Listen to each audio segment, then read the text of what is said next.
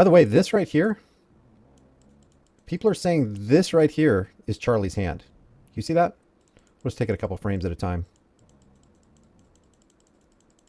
So in forward, this hand comes up.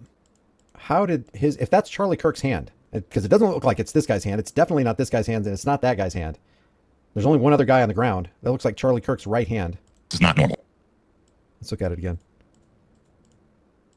Yeah, it looks like his right hand.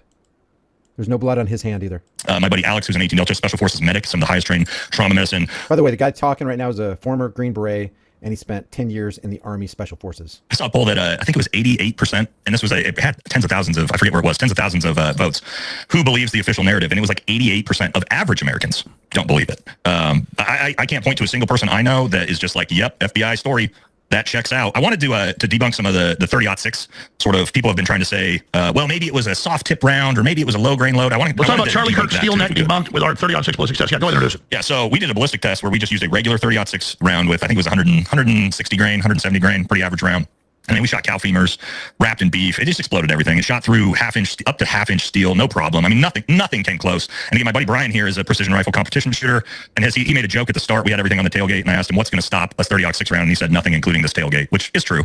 But I've heard people have said, oh well, it was a soft tip round. Well, you know, as a guy like me that just happens to have all these things, I've got a soft tip round here, Alex. I'm sure you as a hunter know. People say, oh, it's a soft tips round. A soft tip round, guys, is actually designed. It doesn't have copper on the end. It's designed to mushroom faster to create even more damage and an even bigger exit wound faster. So the people who are saying, oh, it was a soft exactly, that would have blown his neck probably 80% off. Yeah, when we look at this, everybody who says he's got it in his jeans, oh, it's not in his jeans, it's up his back, right? Okay, well, we can see every angle in high fidelity. There's no rifle in his jeans. You couldn't even put the barrel broke down. I wouldn't exactly call that high fidelity. Down in there, look at his back. There's no giant 30-06 barrel, or not barrel, excuse me, buttstock coming up the back of his neck. As far as I can see, we played this a few times, he has no rifle at all. Even this tiny little backpack, I'm not sure could even fit a broken down. You couldn't even put a compact M4 in that backpack. I don't think so. So anybody who wants to tell me it's a broken down 30-06, I mean, I got one right here. I want to talk about this too. This is a 22 to 24 inch barrel. That's 2 feet. The barrel, even broken down, isn't fitting in that backpack. So where's his rifle, Alex? Unless this is not footage of him, or it's not footage of him going to the roof, but the FBI tells us it is. There's no rifle in his pants. There's so many inconsistencies and holes in the FBI story. It's almost like the FBI tried to make the story as ridiculous as possible and create as many holes as possible just to see if anybody's going to believe it. And even if they don't care. They're still going to railroad Tyler Robinson in the monkey trial. And we didn't even get into the rifle picture. I mean, we don't even have time. The supposed rifle picture we've all seen, the viral rifle picture, that's basically a modern Walmart synthetic plastic with stainless steel 30-06. That's not Grandpa's old 30-06. I got one right here. Yeah, exactly. This is a World War II. Grandpa's are beautiful wood and blue. Yeah, that's Grandpa. Look at that.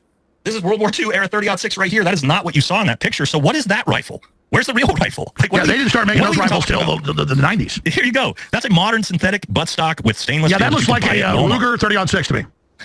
So there's none of those in pre-World War I. That's not a thing. So what is that? Where did this come from? Apparently now the FBI is saying, no, we never said that's the rifle. Okay, so well, maybe it's a time machine. You know, maybe Doc from the Back to the Future brought it back. Because I didn't see those synthetic stocks, what, about like 1990? Yeah, it's pretty. I would say probably the 80s and 90s. Well, no, M16s were synthetic in the 60s, but I mean, they didn't start having consumer stuff to look like.